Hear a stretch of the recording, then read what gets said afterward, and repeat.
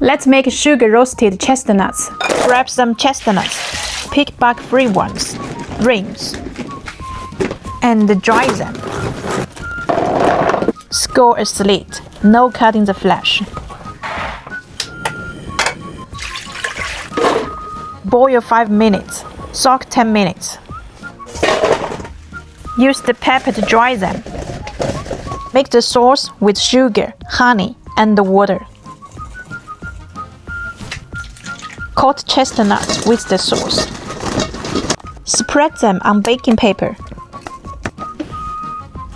Roast at 200 degrees for 10 minutes. Then take them out. Recoat with the sauce. Roast 15 minutes more. Crispy skin, sweet soft flesh. Amazing. Today I want to share with you 2. Reciprocity. This is the golden rule. Do not do to others what you don't want done to yourself. It's about empathy and understanding others' feelings. Yummy!